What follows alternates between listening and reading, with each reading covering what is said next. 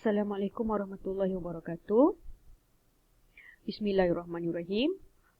Baiklah anak-anak pelajar, cikgu teruskan kepada isi penting yang perlu Ustazah terangkan kepada kamu semua, iaitu format soalan pentaksiran bagi PT3, iaitu pentaksiran tingkatan 3. Okey, apa yang cikgu ingin tekankan di sini ialah kamu akan berhadapan dengan dua bentuk instrumen pentaksiran bagi mata pelajaran sejarah. Okey ya. Pertama, instrumen dalam bentuk ujian bertulis. Kedua, dalam bentuk kerja kursus. Okey, kerja kursus merupakan penilaian di pihak sekolah sepenuhnya, iaitu guru-guru mata pelajaran lah yang akan menilai kerja kursus kamu. Okey, seterusnya cikgu terangkan di sini, ujian bertulis ada 3 bentuk format ya, iaitu objektif aneka pilihan. Cikgu yakin kamu dah faham ya, objektif aneka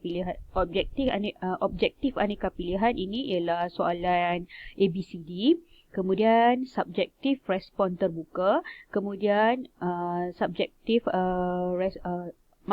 betulkan, subjektif respon terhad dan subjektif respon terbuka.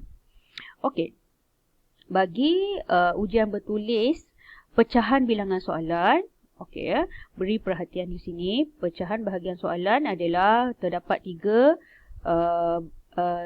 pembahagian ya, bahagian A, bahagian B dan bahagian C. Okey, bahagian A ada 20 soalan objektif aneka pilihan, iaitu 20 soalan ABCD yang perlu kamu jawab semua, mewakili 20 markah. Kemudian bahagian B ada 4 soalan struktur jawab semua, dan bahagian C 4 soalan subjektif, jawab 2 soalan sahaja Okey. Jadi pecahan markahnya, bahagian A 20 markah, bahagian B 40 markah, bahagian C 40 markah. Jumlahnya adalah 100, tetapi wajarannya hanya 80% sahaja, kerana 20% wajaran adalah diwakili daripada hasil kerja kursus. Ya, okey. Di sini cikgu nak jelaskan juga, bagi ujian bertulis, tempoh menjawab semasa semasa pentaksiran tingkatan 3 adalah selama 2 jam. Bagi kerja khusus adalah tempoh penilaian adalah sepanjang tahun sebelum pentaksiran tingkatan 3 dilaksanakan. Okey. Konstruk di sini, bagi ujian bertulis, kamu perlu menguasai aras pengetahuan mengingat, memahami, mengaplikasi, menganalisis, menilai dan menjana idea. Okey. Seterusnya, cikgu ingin tunjukkan kepada kamu contoh ujian bertulis soalan bahagian A objektif yang cikgu terangkan tadi. Ada 20 soalan semua sekali Okey, beginilah soalannya ya. Tapi kalau ikut dalam set kertas PT3 sebenar, soalan objektif ada 20 semuanya Okey, seterusnya. Soalan bahagian B ialah soalan struktur, iaitu respon terhad. Okey, kenapa kita panggil respon terhad? Sebab soalan struktur meminta jawapan yang ringkas dan padat, serta peruntukan markah yang lebih sikit Paling banyak peruntukan markah soalan struktur adalah 3 atau 4 markah. Okey, mari kita tengok contoh soalan.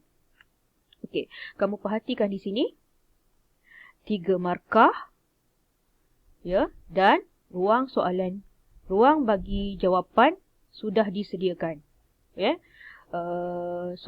Secara ringkasnya, soalan struktur ini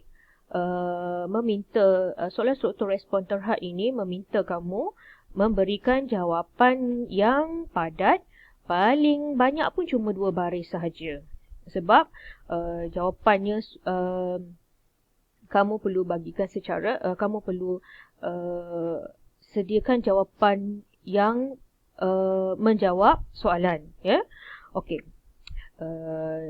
Contoh ketiga-tiga ruang masa kemudian tema-tema penulisan. Maksudnya jawapan itu sudah berbentuk fakta yang kamu boleh berikan secara terus. Tak perlu mengarang ayat yang panjang. Itu yang dimaksudkan dengan soalan respon terhad.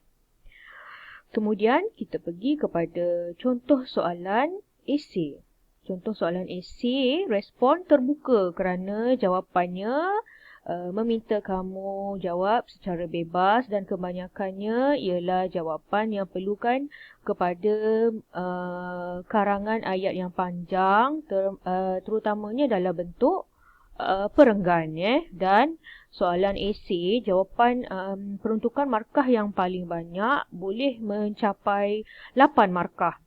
Jadi kalau sepatutnya dalam soalan esei, jawapan kamu mesti dalam bentuk huraian yang menyeluruh untuk mencapai peruntukan 6 markah bagi soalan yang minta jawapan 6 markah lah.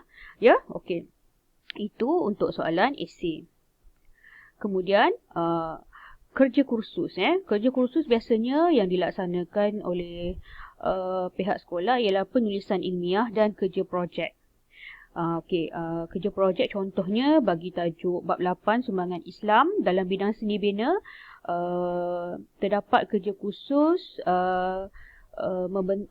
meminta para pelajar membuat replika masjid-masjid yang terkenal di dunia.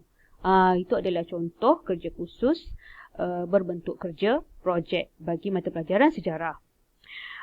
Baiklah anak-anak pelajar sekalian, itu saja yang ingin cikgu terangkan tentang pentaksiran mata pelajaran sejarah bagi tingkatan 1.